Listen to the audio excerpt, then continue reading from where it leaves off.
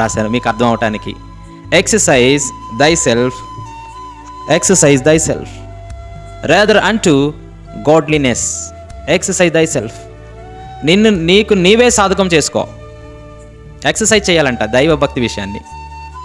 యవనస్తులు విషయంలో మనం ఆలోచన చేస్తూ ఉన్నప్పుడు చాలామంది ఎక్సర్సైజులు చేసేవారుగా ఉంటారు. ఎందుకు ఫిట్నెస్ కోసం. మంచి శారీరకంగా ఫిట్గా ఉండాలి, ఎనర్జెటిక్గా ఉండాలి, దేహాన్ని మంచి ఫిట్నెస్తో ఉంచితే చాలా హుందాగా ఉంటుంది, హెల్దీగా ఉంటుంది, లేకపోతే అట్రాక్టబుల్గా ఉంటుంది అని శారీరకమైనటువంటి ఆ ఫిట్నెస్ మీద ఎంతో కాన్సన్ట్రేట్ చేస్తారు. కానీ దైవ సంబంధమైనటువంటి భక్తి విషయంలో వారు ఎక్సర్సైజ్ని కలిగి ఉండరు. అసలు ఆ భక్తి అనేటువంటిదే విషయానికి వస్తే ఇప్పుడు భక్తి ఏంటన్నా, ఇంకా ఎక్సర్సైజ్ తర్వాత సంగతి.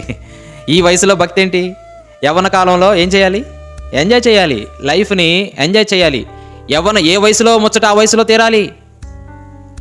ఇప్పుడేంట్రా భక్తి అని అంటాడు సొంత తండ్రి అంటాడు. ఒక్కొక్కసారి పిల్లలు బైబిల్ పట్టుకొని వెళ్తా ఉన్నప్పుడు, లేకపోతే దేవుని మందిరానికి వెళ్తా ఉన్నప్పుడు, భక్తిగా జీవించడానికి ప్రయత్నం చేస్తున్నప్పుడు, యథార్థంగా ఉంటున్నప్పుడు తల్లి అంటూ ఉంటుంది, తండ్రి అంటూ ఉంటారు. కొంతమంది, అందరూ కాదు, కొంతమంది విషయంలో మనం ఆలోచన చేస్తే ఇప్పుడేంట్రా భక్తి అని అంటావు, లేకపోతే బైబిల్ పట్టుకుంటున్నావు, లేదా బోధకుల్లాగా తయారయ్యో, చెప్పొచ్చావులే అనేటువంటి కృంగదీసేటువంటి మాటలు మాట్లాడేటువంటి తల్లిదండ్రులు లేకపోలేదు ఈ సమాజంలో.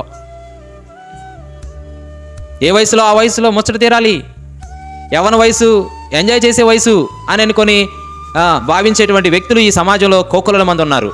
అలాంటి తల్లిదండ్రులు కూడా ఉండటం ఎంతో విచారకరమైనటువంటి విషయం. కానీ ప్రియులారా, భక్తి అనేటువంటి విషయంలో మనం ఏం చేసుకోవాలంట?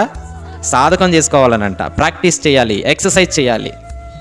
ఎక్సర్సైజ్ చేయటం వల్ల మన శరీరం ఎంత ఫిట్గా ఉంటుందో, మనం కూడా దైవికమైనటువంటి భక్తి విషయంలో ఆ విధమైనటువంటి సాధకం చేసినప్పుడు మనం కూడా స్పిరిచువల్గా అంత స్ట్రాంగ్నెస్లోనికి వెళతాం. ఏం చేయాలి ఈ భక్తిలో? అసలు భక్తి అంటే ఏంటి? సామెతలు 8వ అధ్యాయం 13వ వచనం. భక్తి అంటే 2 స్టేట్మెంట్స్ ఇస్తాను, అవి లైఫ్ లాంగ్ గుర్తుపెట్టుకోండి. 8వ అధ్యాయం 13వ వచనం, యెహోవా యందు భయభక్తులు కలిగి ఉండుట, చెడుతనమును అసహించుకొనుటయే చాలు.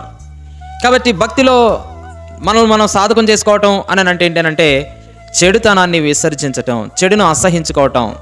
ఏది ఈ లోకంలో చెడో మనందరికీ తెలుసు, దాన్ని వివరంగా మనం ఏమి ఎక్స్ప్లెయిన్ చేయవసరంలా. ఏది మంచి ఏది చెడో ఆ విచక్షణ జ్ఞానం దేవుడు మనకు పెట్టాడు. అయినా కూడా మనం ఏం చేస్తామంటే వాంటెడ్గా పాపం చేసేవారుగా ఉంటాం, వాంటెడ్గా కావాలని ఆ పాపానికి పరుగులు తీసేవారుగా ఉంటాం మనం. కానీ దేవుని వాక్యం చెబుతా ఉంది, ప్రియమైనటువంటి వారలారా, ఇక్కడ కూర్చొని వింటున్నటువంటి